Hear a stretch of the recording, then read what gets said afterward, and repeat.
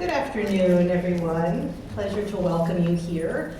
I'm Sarah Abrevaya Stein, the Sadie and Ludwig Kahn Director of the Alan D. Leve Center for Jewish Studies and a Professor of History and the Mediterranean Jewish Chair, the Turvey Chair in Mediterranean Jewish Studies here at UCLA.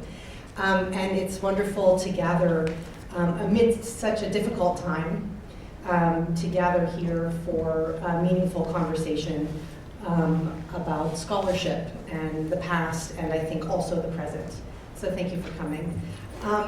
I'd like to welcome you to the first installation of our Etta and Milton Leve Scholar in Residence event, where we welcome Professor David Biale, retired distinguished professor from UC Davis, who will be speaking on the topic of Memoirs of a Counter-Historian and Homage to UCLA. And before I add some more words of introduction, I want to say thank you to the History Department for acting as a co-host today. Thank you for our wonderful staff for all you've done to pull this event together so beautifully. We welcome you to sign our mailing list, take flyers for upcoming events, and I ask you to silence anything you have that is noisy. Unless it's yourself and you want to ask questions, you don't have to silence yourself later. Professor David Biale is a retired distinguished professor and the holder of the Emanuel Ringelblum Distinguished Professor, Emanuel Ringelblum Chair in Jewish History at the University of California, Davis. He was among the early pioneers of Jewish history at UCLA, receiving his PhD here under the tutelage of Professor Amos Funkenstein in 1977, where Rachel Biale, who is here as well, was also an accomplished BA student and a master's student in the same field at UCLA. Before coming to UCLA, he received a BA and an MA from UC Berkeley, was educated at Harvard University and the Hebrew University at other stages of career. He is a distinguished scholar, the author of 7 books, including works on Gershom Scholem that have bookended his career. These distinguished projects include Hasidism, A New History, Gershom Scholem, Master of the Kabbalah. He recently published a collection of essays entitled Jewish Cultures Between Canon and Heresy, but he is known for many other works and for scholarship that has pushed at the boundaries of Jewish history, that have introduced concepts and methodologies that were, at the time that he wrote about them, provocative and pioneering, including research on power and powerlessness, on blood and taboo, and on intellectual history, as well as Kabbalah and Hasidism and Jewish culture. So David Biale has been an ambitious scholar, a pioneering scholar, and a bold one. And I remember in a previous conversation we had on the occasion of the release of his latest book, Jewish Culture Between Canon and History, I recall, David, that you said that your first book, which grew out of your dissertation, was written because somebody told you it was a bad topic, which I've always loved, and thought to myself that it's a model to remember for our own students, that we should only discourage them from writing about the topics that we think are most interesting in hopes that they will actually rebel against us. David's books have won the National Jewish Book Award 3 times. He is the recipient of the UC Davis Prize for Undergraduate Teaching and Scholarly Achievement. I had the pleasure of zooming in on his last lecture at UC Davis a few years ago and recall that his closing words in that lecture were not only to celebrate his career as a teacher, but to acknowledge the great honor of working for the bulk of his career, not only in a public university, but in the UC system, which I thought was a very moving homage to public education in California. In addition to all of these accomplishments, and they would be enough, David Biale is a prolific bread maker, biker, blackberry picker, has been a mentor to junior scholars throughout his career, junior scholars especially who are engaged in cutting-edge research that challenges the canons of our field. He has been a mentor and a colleague and a great friend to me as we have co-edited over about a decade Stanford University Press's series in Jewish culture and history.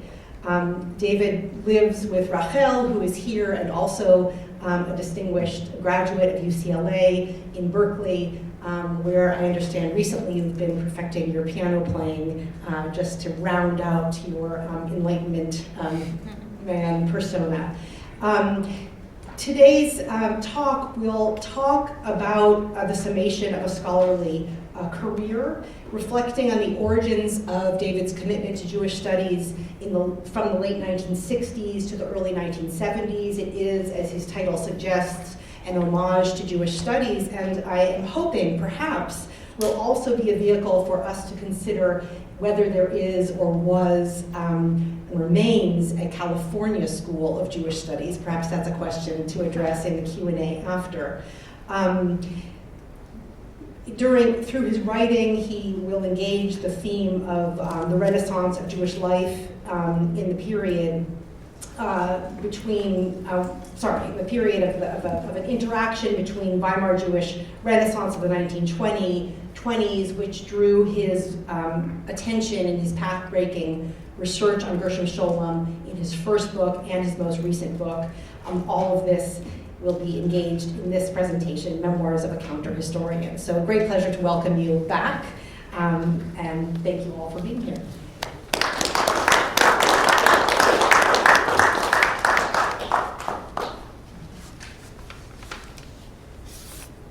Well, thank you, Sarah, for that overly generous introduction. And I was afraid for a moment that you were going to say everything that I was supposed to talk about here.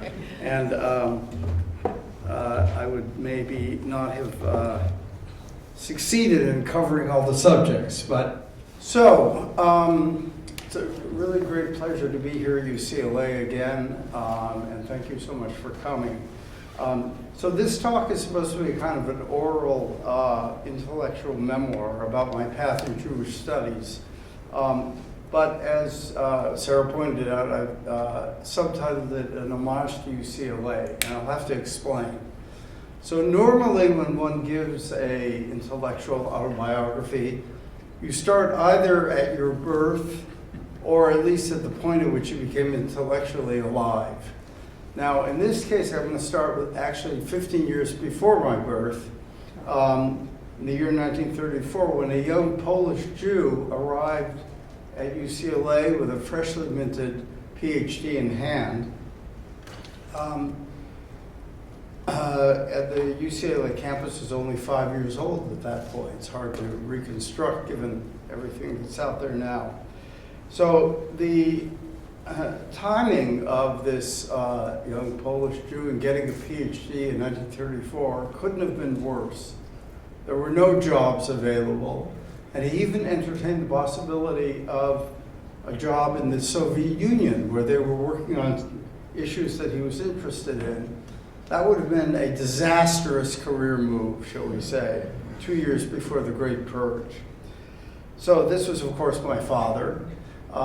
And fortunately for him, the United Fruit Company was interested in why fruit was molding in transit, and they offered a $5,000 grant to UCLA, to the School of Agriculture, to try to figure out the answer to the question, and nobody was interested in taking up the grant, so they hired my father for 1 year, and he stayed for 55.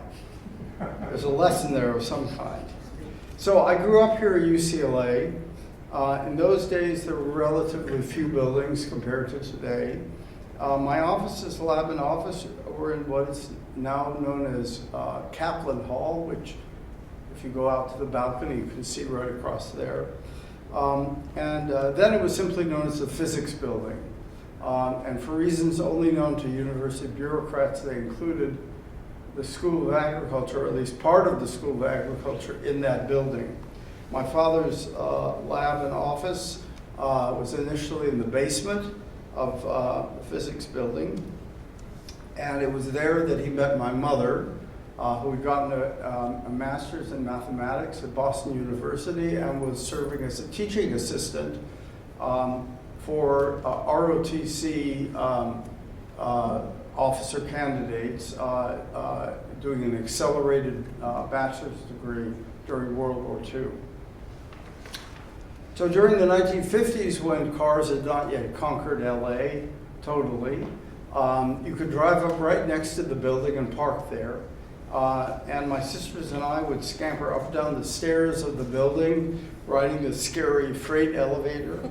And I was privileged at that time to be able to sit in on my father's luncheon group, which called itself the Cynical Seminar. And at that seminar, the crowd would bring in sack lunches, drink strong cups of tea out of beakers, chew over the affairs of the day, and place bets, which were duly recorded on little index cards and kept in a file, in one of those wooden file boxes.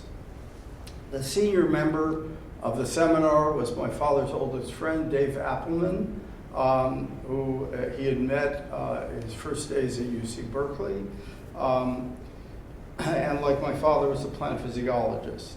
Dave sat at the head of the table as the most senior person in the crowd, and my father, by tradition, always sat to his left. To his right resided J.B. Ramsey of the chemistry department, resplendent in his three-piece suit and cigar. It's hard to imagine him actually doing any bench work, but there he was. Farther down the table was George Laties, whose lab was also in the building. Needless to say, the whole company was male, and there were also postdocs there. My father, who kept the faith with his socialist Zionism that he imbibed in interwar Poland, always had an Israeli postdoc. He played a major role in the development of agricultural research in Israel. This was my introduction to academic life, and it was quite seductive, even though impossible to replicate later on. Later, when I was in college, I spent a summer working in George Laty's lab under one of his postdocs, Bruce Jacobson, and that convinced me that I was not cut out to be a lab scientist. So I suppose my path in the field started with that rather abortive experience. So they say you can't go home again. So when it was time for me to apply to PhD programs in 1973, I put in a perfunctory application to UCLA, to the history department, to work with Amos Funkenstein, who had arrived a few years earlier. I had audited a few of Amos's summer school lectures a couple years before. I was very impressed. But my wife, Rachel, who had spent a year with her family in Boston, was very keen on returning to Boston and recapturing that experience. And I was interested in doing a PhD with some of the great luminaries of the Brandeis Jewish Studies department. But as fortune would have it, our marriage in 1973 in Israel threw a monkey wrench into that plan. Rachel received a very prestigious scholarship for Brandeis, meant for foreign students, not for specifically Israeli students, or foreign students generally. And when they heard that we were married, they took it away, because they said they didn't have any accommodations for a married couple to live in the dormitories, which is part of the deal with this particular fellowship.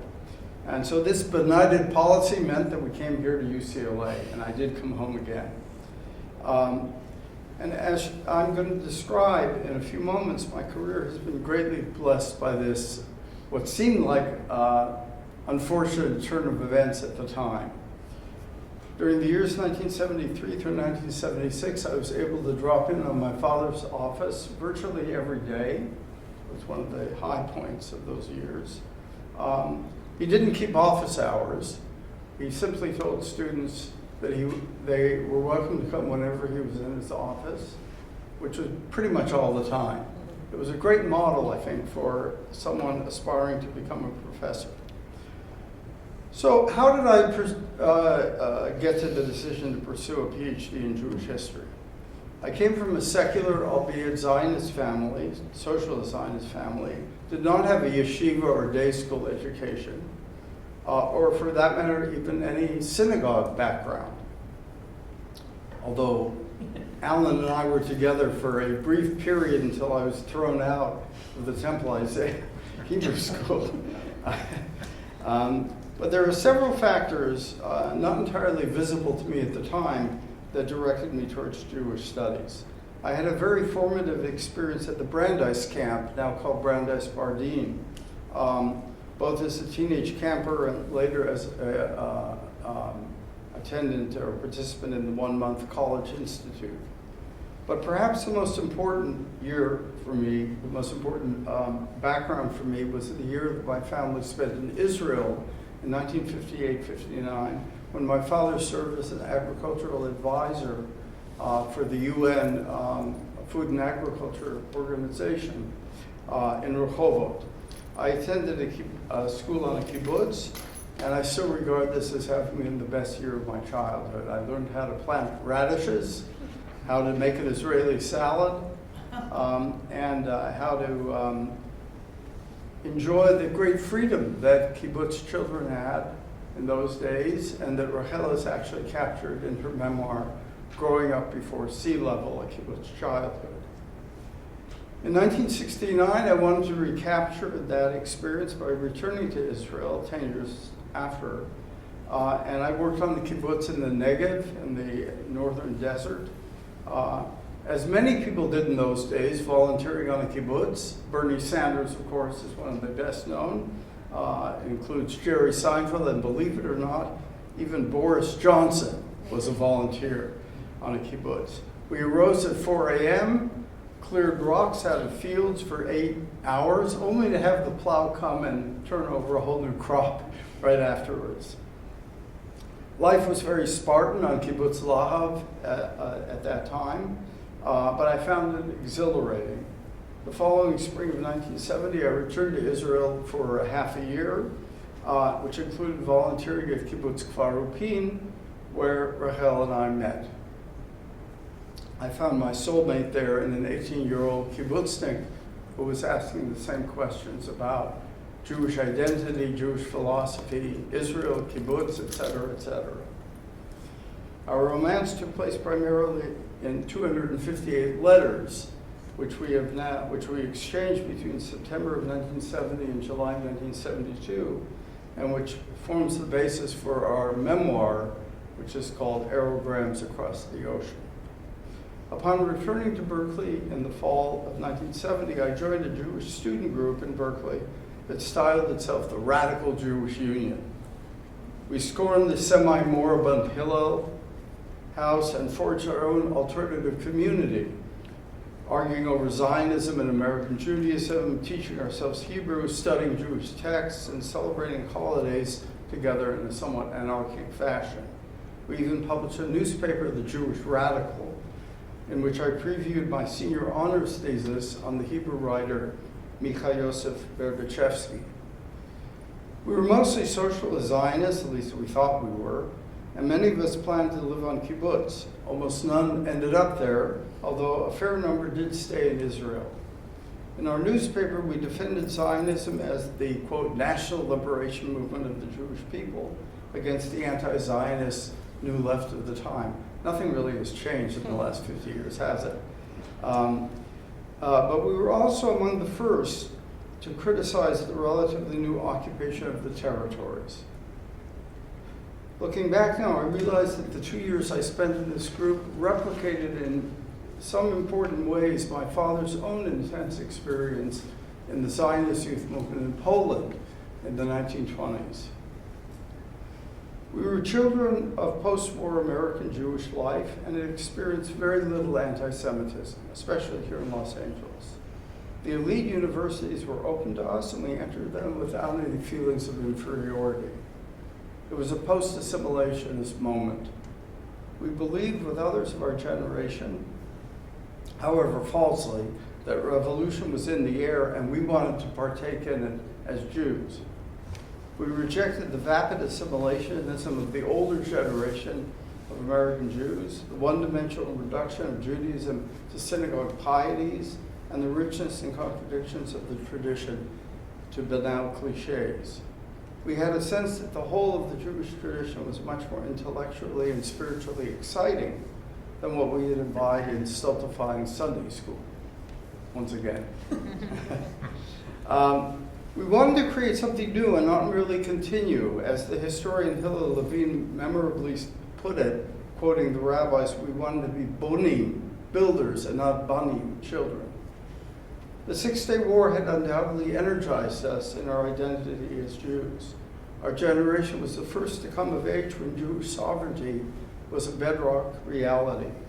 We turned to Israel as a countercultural alternative to America, volunteering on kibbutz, traveling the length and breadth of the country, learning Hebrew, and finding inspiration in the living Jewish culture.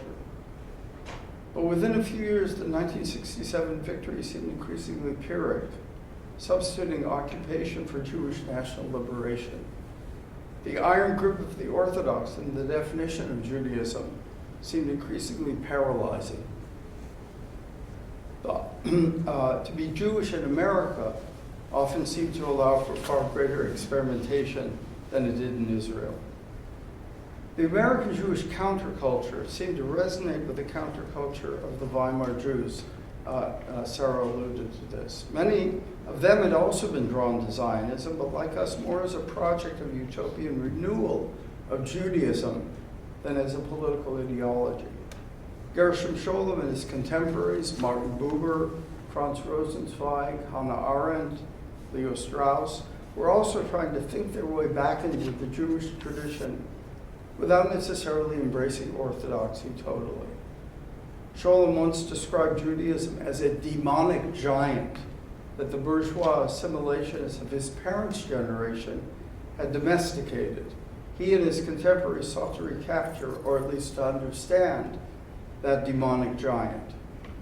Their questions became ours, which may explain why we turned again and again to their writings in the late 1960s and 1970s.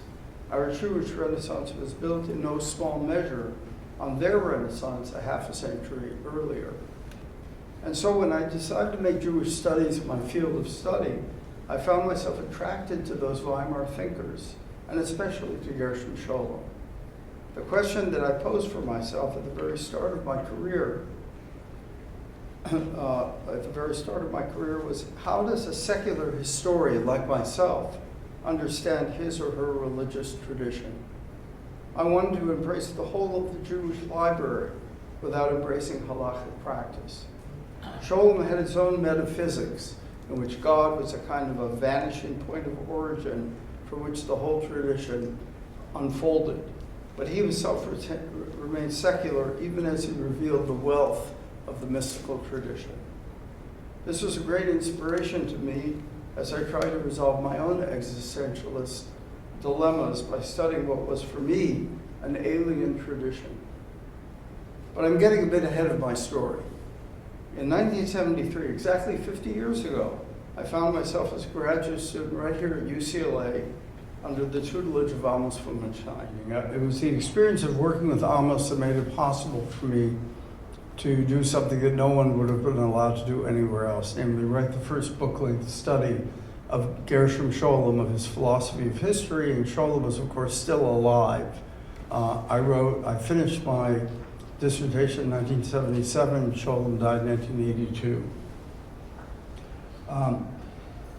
Actually, it was in many ways Amos's idea.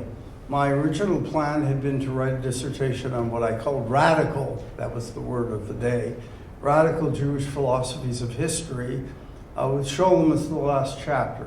Now, as it happened, the great Israeli historian Jacob Katz was visiting UCLA that term, and I tried out my idea on Katz. He wasn't interested. So I went back to Amos, I said, Katz is not interested. So Amos said, well, how about if you take the last chapter on Scholem and turn that into the theme, and you could talk about all these other characters that you're interested in along the way. I went back to Katz, and his eyes lit up, and he said, no one in Jerusalem would dare to write such a thing, but they will all read it. And so that's how it got going. And Katz later paved the way for me to interview Professor Scholem several times when I went to Israel to do research. I discovered in Scholem a method that I called counter-history. In truth, Amos actually invented the term, but I give it a different meaning. That is the way in which subterranean and even despised traditions are essential to the vitality of canonical history. In a memorable verse from Psalms that Scholem liked to quote, we read, "The stones that builders despised will become the cornerstone." And I've tried to uncover such counter-historical foundations in my work. My approach, as I've come to understand it, is constructive. I begin with a frankly contemporary question, say about sex or political power, then try to reconstruct the past in order to answer that question. This isn't presentism, which is the bane of all historians, and unfortunately has become increasingly popular among some. That is, presentism uses the past for contemporary political purposes. For my method, the present dictates the questions, but not the answers. Constructive historians must be faithful to their sources, even as they ask questions that may never have occurred to the authors of those sources. The historical sources are at once familiar and alien. And again, a favorite line of Gershom Scholem's, "Nothing Jewish is alien to me." It is this very alienness that it arouses the deepest affinity. All of my work has started with a modern, secular question, and then goes backward, counter-chronologically, into the deeper and deeper religious past.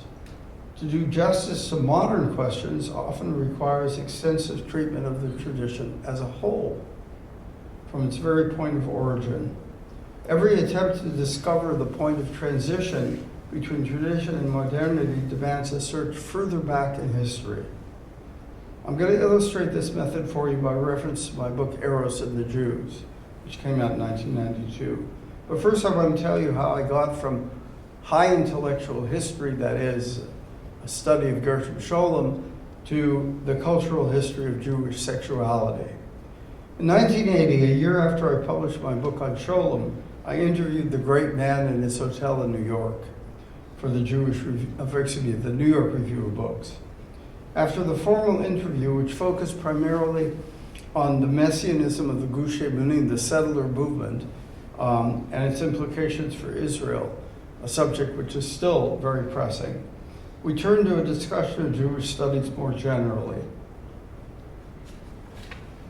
Scholem had famously railed against the 19th century science of Judaism, or Wissenschaft des Judentums, against the great bibliographer Moritz Steinschneider, who probably apocryphally said that all that remained for scholars of Jewish studies to do was to give Judaism a decent burial. His task, as Scholem's, had been the opposite, to breathe new life into what he thought of as a moribund field, to move beyond dry bibliographic studies of rabbis and rationalists to reveal, in his words, the invisible stream of Jewish mysticism. I asked the old sage of Jerusalem, now that you have invented the field of study of Jewish mysticism, what new fields of Jewish studies need to be invented? Without missing a beat, he answered, the study of Jewish criminals. Full of youthful ambition and hubris, I responded, well, that's a very interesting field, but I think what I'm going to look at and investigate is the history of gender and sexuality in Jewish history. Scholem said to me, that's not a field. That's when I knew I was on to something. I was chafing to do something new, to follow the lead of historians like Paula Hyman, Aleha Shalom, and Marian Kaplan. We were all influenced by the new interest in popular culture and the history of gender relations that was slowly percolating through history departments in the 1970s. Among the very few who had predated us in this subject in Jewish studies was Jacob Katz himself, whose 1945 Hebrew article, Marriage and Marital Relations at the End of the Middle Ages, also made a profound impression on me. But with the exception of Katz, the older generation was generally not amused. Amos himself was not in favor either. He had trained us in the Germanic tradition of Geistesgeschichte, namely tracing ideas from their origins as exercises in intellectual history. For the first time since I started studying with him in 1973, he was visibly angry. How dare I throw away my talents on something so trivial? He came around in the end, but it was an intellectual rebellion against my Doktorvater that took some fortitude to maintain. But he had only himself to blame because he had trained us to be rebellious. And it was that rebellious spirit that led me to rebel against him. In the end, I think he was very proud of what I accomplished in my book. In addition to the work of historians like Paula Hyman and Jacob Katz, I was inspired by a casual question a colleague asked me in the late 1970s. Where did Isaac Bashevis Singer's impish depictions of sex come from? Were they his own modernist inventions, or was he somehow riffing on the earlier Jewish tradition? And what if Philip Roth's wholesale attack in Portnoy's complaint on Judaism as a sexually repressed tradition? These questions led me to study the works of the Maskilim, the early figures of the Jewish Enlightenment, since Singer often depicted his characters as latter-day Maskilim, endlessly reading Spinoza and so forth. In reading Haskalah literature, I discovered that many of the issues around sexuality could be found in the memoir literature of the late 18th and 19th centuries. But then a new question arose. The Maskilim often wrote against Hasidism. So is there something in Hasidism that repressed sexuality? So back I went to the 18th century and discovered what I called the displacement of Eros in early Hasidism. But then another question arose. Were the Hasidim inventing this tradition or simply continuing early asceticism in Ashkenazi culture? The answer, of course, turned out to be very complicated. There was a strong strain of asceticism in both the Kabbalistic and philosophical traditions. The problem for the Kabbalists in particular was one's thought during the sexual act, not anything in the act itself.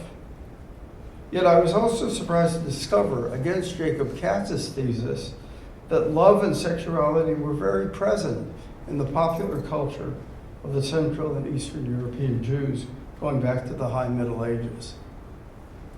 The sources that showed this were less those of the intellectual elite and more the Sheilot Utshuvot, that is, the responsa literature, in which deeply personal questions were often posed to the rabbis. And for me, the most interesting thing were the questions and not the halakhic answers. So from there, back to the Talmud and its much more ambivalent and complex attitude towards sexuality. For the rabbis, conversant, it seems, with Stoic philosophy, the issue was control of the passions, the Yetzer Hara, or the evil inclination in their terminology. The physical act of sex posed no problem whatsoever for them, as it did for the early Christians, because they did not separate between body and soul. Finally, of course, there was no way to avoid going all the way back to the Bible, where I discovered an entirely different sexual discourse focused on fertility and the suspension of legal norms in order to achieve it. It took a full 12 years on this ever backward path to complete Eros and the Jews. Of course, given my constructive approach, I also appended chapters on sexual stereotypes in American Jewish culture and also Zionism as an erotic revolution, both of which revealed much of the ambivalence and ambiguity that I had discovered in earlier epochs. Each era of history has its own approach, not coincidentally in dialogue with the surrounding majority culture. As the chapter on Zionism, as well as my book Power and Powerlessness in Jewish History, suggests, my work was often the product of the encounter with the state of Israel, just as the American Jewish Renaissance of the 1970s was in part inspired by Israel. Today, it is hard to recapture the abyss that separated those of us entering the field in the 1970s from its practitioners in Israel. It It was de rigueur for all of us to spend at least a year working in Israel as part of our training. While there, we mostly felt a sense of inferiority. No matter how fluent we were in Hebrew or proficient in the Jewish texts, the primary sources, the Israelis always seemed to have a leg up on us. And the expectations in Israeli Jewish studies were of a kind of old-fashioned European hyper-specialization. The radical questions of Berkeley and Weimar seemed very distant from the National Library's Jewish reading room, even though the very existence of a Jewish state wielding political and military power often fed those very questions. In 1983, I was offered a position at Haifa University. One reason I didn't accept it was because I felt that I would not be able to answer the big questions of Jewish history there. The genealogical constructive approach that I've taken in my work seemed to be too alien to Israeli academic culture. However, it is a sign perhaps of convergence in the field that I probably have as many readers, perhaps even more, in Israel than I do elsewhere. A welcome development I never would have anticipated 50 years ago. In fact, just a few years ago, I was working in the Scholem Library, which is part of the National Library in Jerusalem, when a young woman sitting across the table from me caught my attention and gestured towards the book she was reading. It was Eros and the Jews in Hebrew. That was a revelation to me. Now, Israel no longer plays the same role in Jewish studies as it did when we entered the field. Of course, there are outstanding scholars that are doing outstanding work, but they have fewer and fewer students. And since they are often required to publish in English, they are, if anything, more in need of our approval than we are of theirs. Non-Israeli students entering the field today, of course, still frequent the reading room of the National Library, but the center of gravity has shifted. Today, the bedrock certainty of Jewish sovereignty, of which I spoke earlier, is in a great crisis. Zionism was always a risky bet. Could 600,000 Jews in 1948 create a modern state in the Middle East that guaranteed democratic rights for all its citizens? The record, even before 1967, was mixed at best, and after the conquest of the territories became much more problematic. I don't think it exaggerated to say, and I know this is controversial, that an apartheid-like situation has existed there in the territories for a long time, even though the South African analogy is very, very far from perfect. We are now witnessing that those who sowed the wind must reap the whirlwind. In my interview with Scholem in 1980, he warned of the dangers of a latter-day Sabbateanism in the form of right-wing political Zionism. As early as the 1920s, he spoke of the hubris of the Jews, which would bring on a Greek tragedy. We are now living that tragedy, and if Zionism, as a late product of the Haskalah, had sought to defeat the forces of Orthodox Judaism with a secular national movement, today we witness the return of the repressed, the revenge of the Orthodox against that very secular enterprise. And then came the horrific events of October 7th, Black Sabbath, which have injected an even more complicated calculus into the fate of Zionism.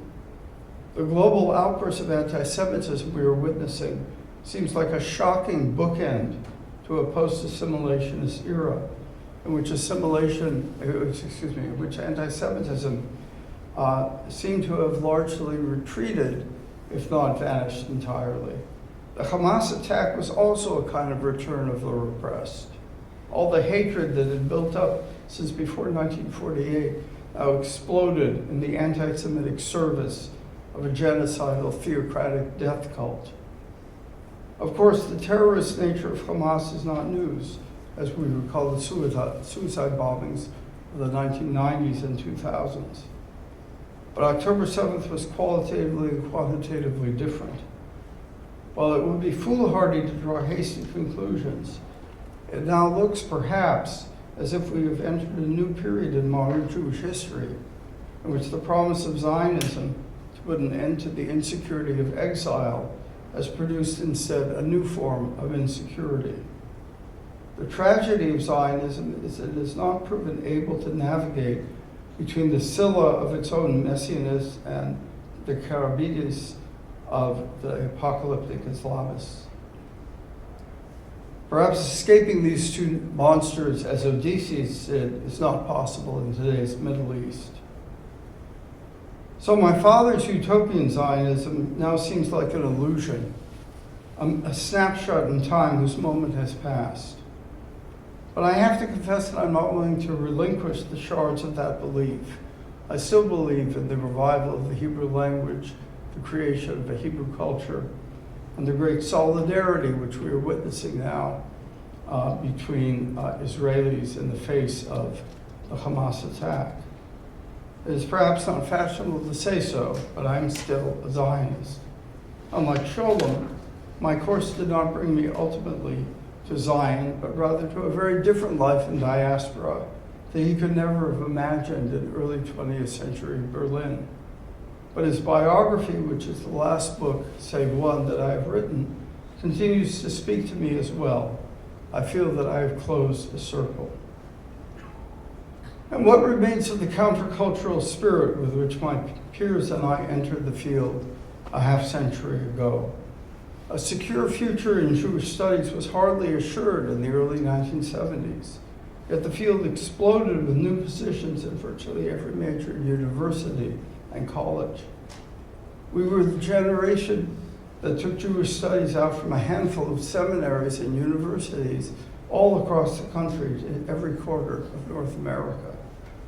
But the paradox of our careers is that our meteoric success owed a great deal to the American Jewish establishment, and especially the wealthy donors whose culture we scorned. We started out rebelling, but we ended up sitting on comfortable endowed chairs. Here we have we followed Scholem in reviving the dead, or have we instead piled up more books in the library? I still live in the hope that my work, like Scholem's, has made a contribution to the renaissance of modern Jewish life that started in Weimar Germany and continued in its own way in 1970s America and beyond. Over the years, I have tried to integrate the various sides of my own life as an historian, a secular Jew, and an American born in the middle of the 20th century. I find myself at times in a lonely position as a secular Jew at home in both Israel and the United States, but also at home in neither. I remain caught between the state of Israel and the diaspora, between a Jewish and American identity, and between religion and secularism. These are the dialectics that have defined my life, and continue to do so both as a scholar and as a Jew. And it's fair to say that those dialectics started right here at UCLA. For that, I'm grateful to have come home again. Thank you. Thank you so much, David. I'm going to moderate a conversation and perhaps start us off with a couple of questions. Okay. It's daunting to know where to begin, but one question that comes to mind is that three spaces seem to circulate through your work and are serve as sources of inspiration: Israel, California, and Weimar Germany. And you spoke briefly about how in Weimar Germany you saw a historical model for the radicalism that inspired you in California and brought you to Israel and brought you back. So I wonder if you could speak about those spaces and how they intersect. And perhaps a related question, although perhaps it's really a question in its own. Since your attention to Gershom Scholem bracketed your career, how did your approach, how did your questions of his life shift over the course of that career in dialogue with your thinking about those spaces? So, let's see, those are two very different questions. Quite a few years ago, I was invited to a conference in Berlin called Jewish Culture in California. And so they invited people from California, like myself, and we all kind of looked at each other and said, what are we doing here? And why in Berlin? And what became evident is that the organizers felt there was some kind of vitality to Jewish life in California, not the United States as a whole, but in California, that could speak to them as they were, you know, what's been happening in Germany, of course, especially with the influx of many Russian Jews, is the reconstruction of Jewish life in Germany after the Holocaust. And I think that what became evident to us, and perhaps it only became evident because we were taken all the way to Berlin to think about it, is that there was a kind of a entrepreneurial spirit, a willing to take risks that constituted Jewish cultural life in California. That is, we were no longer beholden to what had become rather well-established communities in the East Coast, and we could set our own course. And this is certainly true of where I live in Berkeley, where in the Bay Area generally, there is a kind of entrepreneurial spirit, and some of the most vital Jewish institutions were created by somebody who had an idea, like let's create a Jewish museum called the Magnus Museum, which has one of the best collections of Judaica anywhere in North America. Or let's create the first Jewish film festival. People forget, it was created in San Francisco by Deborah Kaufman. These kinds of entrepreneurial projects seem to have, you know, sprouted sort of like the grass after the first rains in California. And so I certainly think that it was not totally coincidental that Amos was here at UCLA and that he provided the kind of freedom to do things that I could never have done if I had gotten a degree in the East Coast. So that's to speak a bit to your first question. On the second question of Scholem, so that's it. It's interesting. I mean, to write a study of someone who's still alive, where most of the sources are not actually available, I couldn't really write his biography. So what I had to do is I actually tried to reconstruct his philosophy of history, and that was really the goal of the work. There's biographical information in there because there was some material available. But then, you know, and I also sort of took at face value whatever he said about his own biography, and only later realized that the least trustworthy person is the autobiographer. So that when I came to write the second book on Scholem, which I wrote really 40 years after the first book, 40 years or 50, 40 years, is first of all a skepticism about his own claims about himself. But much more importantly, I became much more interested in the intersection between his personal life and his academic or intellectual life. And I discovered linkages that were quite surprising, and that it made him much fuller as a human being to see how he was working out in his academic work issues that were in his own personal life. And I'll just give one example of that. Scholem's probably most famous essay was Mitzvah Haba Ba'avera, or translated as Redemption Through Sin, which was published in 1937. He was writing in the years before that. This was the very same years in which he, in which his marriage fell apart, and he became unmoored in a way emotionally, and began to question whether he was in fact a sinner in his own right. And that connection seemed to be very, very interesting, and I tried to explore that in the book. Interesting. If you'll indulge me, I'll ask one more question. I'm struck at the approach that Amos utilized in training you, and Rachel, you as well. of insisting upon the importance of that wide reach, the 3,000-year reach, the trans-genre reach, intertextual reach of Jewish history. It's anathema today. Yeah, nobody knows. And yet, without that, I think you wouldn't have written the books that you wrote. No, I wouldn't have. You wouldn't have written Eros and the Jews. You wouldn't have written about blood. You wouldn't have written about Jewish culture or Hasidism, or at least those books would have been totally different books. But probably they wouldn't have been written at all in the same fashion. So I wonder what you think about the fact that that approach is now anathema. And it perhaps ties into a more politicized question, which you referred to when you mentioned an aversion to presentist writing, and how one juggles a political, ethical commitment with a deep commitment to historicism. Those may be related, those may not be related, but I invite your thoughts. Yeah. Well, I think that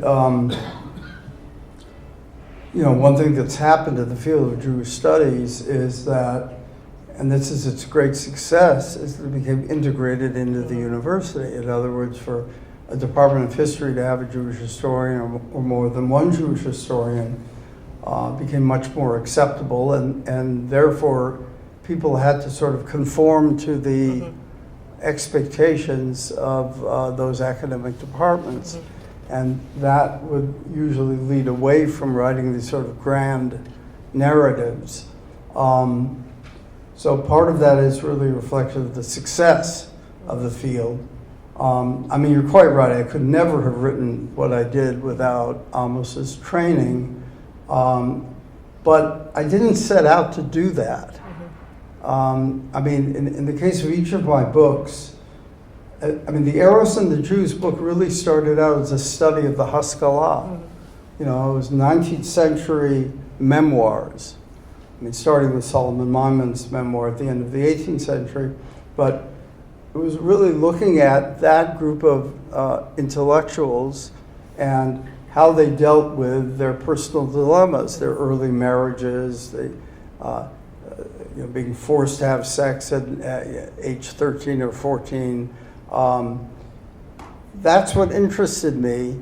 And the fact that I ended up writing this sort of sweeping thing was not something I set out to do initially. It became sort of, as I said in my talk, kind of self-generating. But I would never have done that without the training that Amos gave us, which was be able to pick up any text and make sense of it. So, yeah. What was your second question? Well, I'm thinking about the political context for this. Political context. I mean, I believe very firmly in what I stated in the talk, that our current context throws up questions at us, but it doesn't dictate the answers. And therefore, if we, if we're interested in, for example, Jewish political history, we don't necessarily write the political history, with the telos, with the end point being the state of Israel. Instead, we try to understand it within its own context in different periods. And that may not be satisfying for people who want a political answer right off. But that's, I think, how historians have to work. Thank you. And perhaps we can invite questions from the audience. Yes? So given that, first of all, thank you for your talk. Thank you for coming to my talk. What's the burning question for today, That's a really good question. And I'm not sure what the answer is, actually. If I knew the answer, then I'd probably be writing another book, which I am not doing right now. But clearly, the question that prompted me to write Power and Powerlessness in Jewish History actually was the Israeli invasion of Lebanon in 1982. What did it mean for Israel to launch what was called at the time a war of choice? and what did it mean in terms of Jewish power? And I think that we're confronting a similar set of questions today. I mean, I really think October 7th is going to be a defining watershed moment, not just for Jews generally, but also for Jewish historians. We have to rethink what does it mean to have a Jewish state, especially in a place in the world that doesn't want one. And I think that it's interesting, before October 7th, I proposed to Schocken Books, which published Power and Powerlessness in Jewish History, I proposed a new edition, which I would, and this was under the influence of the democracy movement in Israel. I proposed a new preface to the book. Now the preface would be much more complicated. I'm not even sure what it would look like. But I think that subject, that book was published in 1986, and I still get emails from people saying I find great value in that book that many years later. So I actually think that the questions that that book poses are still the big questions, now refracted through, an event that I think still has shocked us. Perhaps the current iteration is possession and dispossession. Possession and dispossession. Maybe.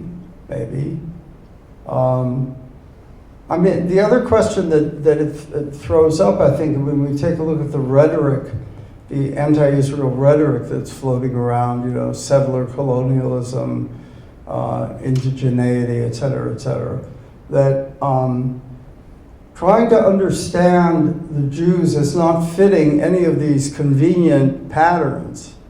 That we're not talking about, French colonists in Algeria or British colonists in Kenya. We're talking about something that doesn't fit any of the categories. And that was actually something that informed the book that I edited, excuse me, called Insider Outsider, American Jews and Multiculturalism. I came out in 1997 and was really motivated by the feeling that American Jews don't fit the convenient patterns of the multicultural discourse. And I think that is, those questions are very much alive today. So I kind of have two questions, but I promise they're related. Please speak up. I have two sort of related questions. So I guess I was hoping you might clarify a little bit, because it seems a little contradictory the way you're framing presentism as a problem where your sort of political framework leads you to head towards certain conclusions when you frame history. Right. But then you also are saying that October 7th is going to change the way we do history. It should change the way we do history in some way. So are there some events that force some kind of presentism on us? And how do we know which events those are? And my other question, which is sort of related, is I think it's a really important point that Jews don't fit certain patterns, but I also wonder if insistence on Jewish particularity in some circumstances is also counterproductive in a way. So sometimes Jews do fit a pattern. We're Right. not nothing like anyone else. Right. No, I definitely agree with that. In other words, we shouldn't assume that the Jews are a completely unique population. And in fact, this really very stimulating book, which is could only be written by someone outside the field of Jewish history, Yuri Slezkin's The Jewish Century. And Yuri starts the book with a chapter saying the Jews really aren't different from other, what he calls service nomads or Mercurians. I mean, you could quarrel with his language, but what he's trying to say is that these groups of people who exist within majority populations who do certain things for the society and are often seen as outsiders, as even tainted or taboo because of their role. And that it's actually very useful to think of the Jews as one population like that, but that happen to find themselves in the place in Europe where modernity was invented, and therefore have played a certain role in that development that these other service nomad populations perhaps did not play in their majority societies. So I think that's a very useful corrective that you suggest. So, I mean, when I said October 7th is maybe going to change the way we see everything, that's really perspective. I'm not suggesting that we can sit down and rewrite Jewish history today in light of what happened on that terrible day, but I'm projecting forward, maybe I'm wrong, that there are certain key turning points. I mean, May 15th, 1948 is a key turning point. And I think October 7th will be seen in decades hence as some kind of a turning point that will recast how we think about Jewish sovereignty. But again, I can't be sure about that, and historians shouldn't be prophets because we're usually wrong. Please. Hello, I'm Marianne Horowitz, and I've been teaching at Occidental College since 1973, and I certainly chatted with Amos those years and got to know Arnie Band right about when he had finished 100 PhDs in Jewish studies. So I just would like to talk a little bit about what Jewish studies meant to people who didn't specialize in it. But I had my PhD from Wisconsin in 1970, went to Cornell for a few years before getting a post in intellectual history at Occidental. And I think black studies played an important role in legitimizing the creation of Jewish studies, and women's studies were starting at Cornell right when I was there, as well as one place in California. So I was very lucky in that sense. But my dissertation had nothing Jewish in it. But as I was preparing that to become a book, which is Seeds of Virtue and Knowledge, there are significant spots where I included Jewish studies. But the most formative thing, women's studies, caused me to ask this question. The image of God in man, does it include woman? I mean, 1 year out of my degree, that's what I wanted to study, and there I was, reading the Talmud in English and doing this research, had it with me at Oxy, and somebody in religious studies said, gee, they're letting women into the Harvard Divinity School and they want research associates. And they don't have enough coming from religious studies. So my first sabbatical, there I was at the Harvard Divinity School. Isidore Tversky had been teaching medieval Jewish history Forever. all along there. So thanks to the benevolent dean, who said that if Tversky had been the reader at the journal, he wouldn't have accepted the image of God in man is woman included. But my article was about to be published in the Harvard Theological Review. He called Tversky up and he said, I've got this scholar who's a specialist in 16th century. You need to include her in your conference. So things happening. There I am in 1979, the only woman at the gathering of scholars from around the world, many from Israel, to study Judaism in the 16th century. And I had an open mind to find a Jewish person that, as a specialist in the 16th century, that I would take on. So I made enormous friends there. The year later, then we went off that spring to live in Israel. So fall was at Harvard, spring was Israel. And then I was invited back to speak in the chapel at Harvard, because I had been, and so I come back and I'm going to Tversky's second conference on the 17th century Judaism, having made these friends earlier. I have told them my close friends that I was going, to the chapel to give a sermon, but none of them came. Arthur Leslie, who later I sponsored to come to UCLA one summer, was there. In any case, I have followed the fate of Twersky's sons, and at least twice I have seen the son of Isidore Twersky was stabbed in Jerusalem, over different decades. Two I noticed, and Twersky is no longer alive. Could I answer what your question is? What I'm saying is I think you also need to appreciate the effect Jewish studies had beyond its field, not just the people. I'd say, yeah. On Scholem, it was my friendship with Moshe Adel, and I read his books on Scholem, that I ended up including in a section on Kabbalah in my book, Seeds of Virtue and Knowledge. Things opening up, the fact that affirmative action is suggesting. By the way, I met many women. Let's let our speaker respond. Are you willing? Okay. Anyway, Yeah. just So your sense. I guess my question would be: is your sense of the difference Jewish studies made outside the field of Jewish studies to others?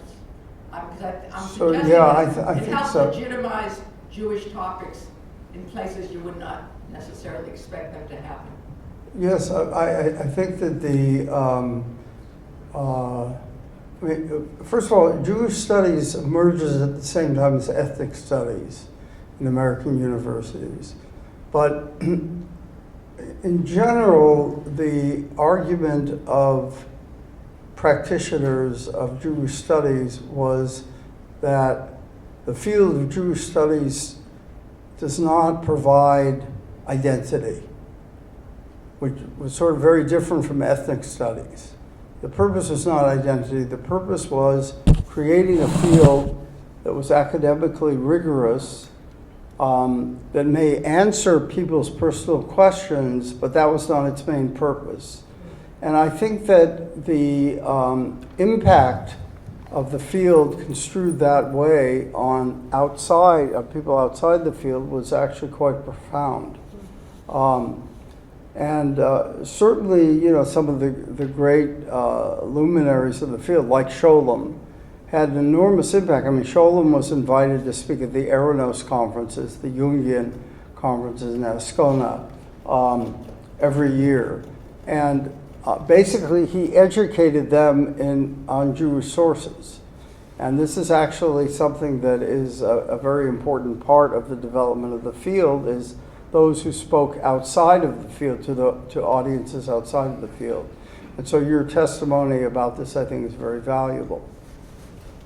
Just one anecdote that there were. Maybe we'll let another person jump in There were with at least questions. 4 women in the building of Hillel at Harvard that should have been at the conference. They were wives of the Brandeis Well, this professor, is wives of- Twersky was running a yeshiva, Just, and there are no women in the yeshiva. So it's surprising that he allowed one woman in the yeshiva. Well, I think he had no choice. It was the Well, Harvard administration saying yeah. it's different. Other question? And time for one last question, please. You mentioned the importance to you of being a counter-historian and also maybe a shift in the use of the term. And I was wondering if you could kind of explore more for some of us who might not be familiar with at least your use of the term counter-historian and how it translates, or is there still a place for a counter-historian as you define it in sort of today's approach, whether that be history or Jewish studies? Yeah. So I think that what I understand it to mean is that there are all kinds of aspects of Jewish history that perhaps have been discarded or put in the margins because they are heretical. And they need to be included. And that in fact, the very concepts of canon and heresy are really foreign to the Jewish tradition. I mean, these are Christian concepts, even though they get applied to Jewish history. And so my understanding of the term is that we're really looking at a a culture that contains many more contradictory moments than we would initially assume. And that actually was the great revelation for me in sitting in Amos' seminar on Abraham Ibn Ezra, is Ibn Ezra, who is one of the canonical exegetes, commentators on the biblical text, and of course the Mikrot Gedolot, the standard editions of the Bible have Rashi, Ibn Ezra, Ramban, and then other commentators. Ibn Ezra was a radical. He conceived of ideas that were really on the verge of being heretical. And in the process of doing that, he also informs us about others in his environment who took even more radical positions than his, and so he rejects them. But in the process of rejecting them, he informs us of their existence. So for me, and that first academic article I wrote in 1974 was really inspired by this incredibly, I never imagined that in the Middle Ages you had such incredible diversity of opinion. And that's what I learned from that. Well, David, we want to thank you for your presence this week and for a wonderful lecture and for all of your contributions to us. Thank you.